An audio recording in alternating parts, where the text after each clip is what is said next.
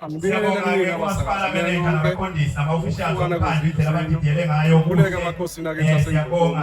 bantwana basendulo izinduna zamakhosi okhulumayo umeya waseGomolo ukhansela uBhitshwala uBheki umkhandlu wakaBhaki basakazi nina nonke basilapha namhlanje nibona usindo ngokwethole la khona abantu abadala ogogo nomkhulu bethokoze ngendlela exakile kanjalo futhi nabazukulu babona nje bephithizela bedlala la usuku lwethu njengomkhandlu waseGomolo sinabahlonishwa bonke engihambisana nabo kulomkhandlu kanjalo nabasebenzi bomkhandlu wethu waseGomolo sithele lusuku asiliphethe silwenze lube usuku olukhethekile namhlanje lokuthi sikwazi ukuzothi kubantu abadala nezingane zethu nalabo futhi asikhethanga balabo abaphila nokhubazeka ukuthi nabo babe khona sizobapha ukhisimusi njengoba nibona la emva kwami kunje kukuhle kudelile izipho zekhisimusi esezoyinikeza abantu abadala okungogogo nomkhulu simkhandle waseGomolo siyazi ukuthi abantu abadala babaluleke kangakanani kuthina njengezingane futhi bayingqolobane yesizwe uma sina sesilahleka singephela kubona siyocosha indlela eyaphambili njengoba kushiwo kuthiwa indlela kuzo abaphambili sizothi ke kubona namhlanje umkhandlu waseGomolo thina sonke singabahlonishwa basi noma sithunywa zabo oGomolo singamakhansela sibenzele nawo ukhisimusi ukuthi nabo abangenalutho abaswele nabo ukuthi ngosuku lwakhisimusi okungumhla ka-25 kuDisemba bathi ugoqozisa bacoshe okumnanjanyana ngoba nibona sibanikeza amarayisi ibhuzu ongamajusi amakhekhe kakhisimusi siyazi ukuthi abantu abadala uma sebebadala baphenduka ingane bese bayithanda izinto ezimnandi nendongozelayo sizobajabulisa nje siwumkhandlu waseGomolo sisho kubona nje wathi ngibethumela futhi ukuthi yini umkhandlu waseGomolo osiyenzile njengabantu abadala kwesinye isikhathi abaphumeleli uma siyokwethula i-IDP emphakathini lona ka-IDP yabo le wona khisimusi wabo la bathokozile bajabulile njengoba ngibabikela ukuthi kusasa lokhu ngizokuvula nanti igrande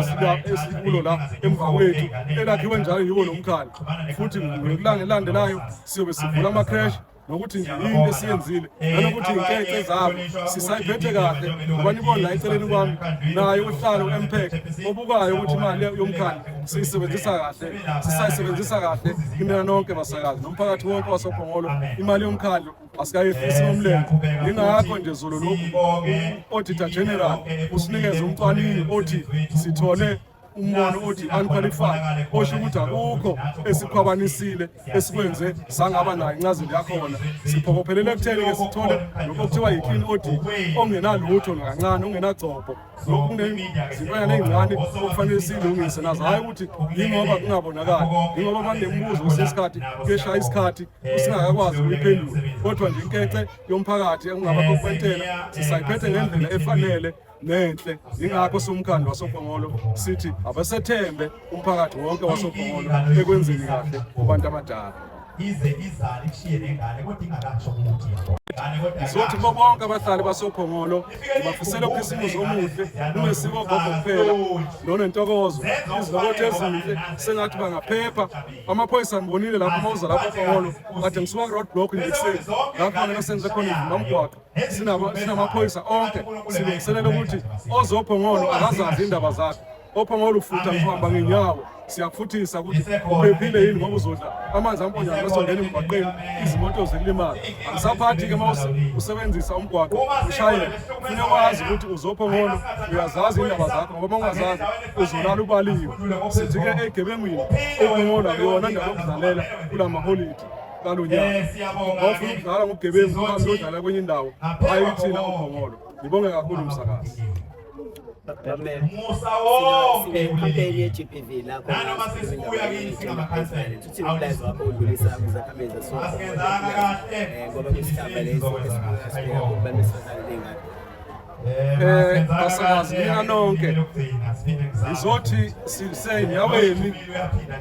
noma secathulweni zikaPrima wethu uPrima 18 okubeka kwacaca ukuthi njengoba sikhona la ungaba ungqongqoshe ungaba umeya ungaba ikhansela asiphumeni siye emphakathini wakithi siyogqugquzela ukuthi phansi ngokuhlukunyezwa abantu besifazane, phansi ngokuhlukunyezwa kwezingane. Sizothi-ke emndenini yonke siwumkhandlu wasoGongolo siyanxusa ukuba izingane ziphathe kahle, nathi thina amadoda asibaphathe kahle abantu besifazane bangahlukumezeki. Ithina sigqugquzela lokho umsakazo ukuthi sengathi uKhisimusi angabikho ngisho nelilodwa icala okungaba yi-common assault, ukushaya nje ngaphandle kokulimaza okungaqondiswa enganeni noma kuqondiswe umuntu omdala. Nasekutheni iy'ngane zethu mazingahlukunyezwa kulesi sikhathi. Asifuni nje la, sifuna ukuthi ikakhulukazi uGongolo noma i-KZN noma i-South Africa yonke ibe i-South Africa ephephile njengakudala. Sithi kasibuyeleni kokwakudala, siphephe sazi ukuthi uma ubona umuntu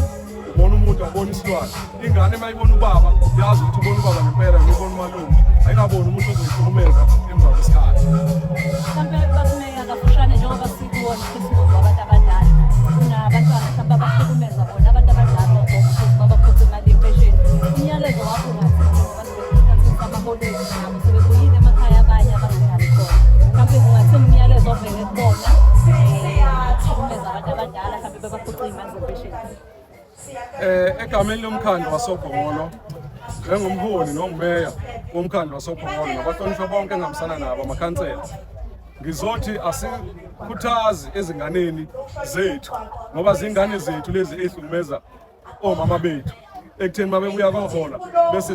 ziyadimanda noma ziyabaphoqa ukuthi benzele kuthini. Ngiyanxusa-ke kusukela ku-Ward 1 kuze kuyofika ku-Ward 15 ekutheni ezinganeni zethu sibaphathe kahle abazali bethu, zazi ukuthi uma eyohola nje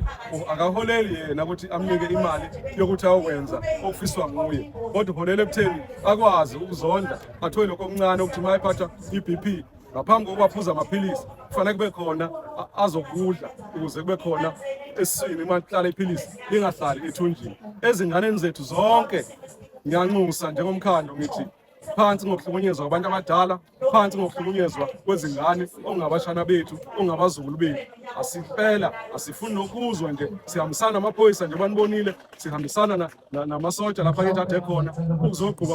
umkhankaso ukuthi akungahlukunyezwa ngisho noyedwa. uGongolo nje akungabi nabo ubugebengu, amacala lana okuthiwa ukuhlukumezwa ngalesi sikhathi kusuka manje nangonyaka ozayo noma nini sithi asiwafuni nokuwabona umsakazi. Kule uGongolo angibonge futhi izakhamuzi noma intsha yakithi ekutheni azikandi lezi gameko zokuthi bahlukunyezwa iy'ngane ikakhulukazi ogogo, nakuba zikhona kuthuka nje emva kwenyanga kwaba khona okukodwa cishe kulo nyaka usasuka sisene-incident eyodwa noma isigameko esisodwa esezwa ngaso. Emva kwalokho saphuma singamadoda siwuhola umkhankaso namakhansela la engibambisene nawo ukuthi aziphansi ngokuhlukunyezwa abantu besifazane. Sasilapha-ke e-110 sihambe emgwaqeni siphakamise impela ingqwembe sithi phansi ngokuhlukunyezwa abantu abadala, ngokuhlukumezwa abantu besifazane, ngokuhlukumezana nje thina sodwa emakhaya noma ngahlukunyezwa mina ngihlukunyezwa ngenye indoda, kodwa sithi phansi ngalokho kwezwakala. Sibonga kakhulu-ke emphakathini ukuthi bahlaba iqwele singabaholi babo bese beyezwa futhi bahloniphe lokhu esikushoyo. Ngithokoza kakhulu.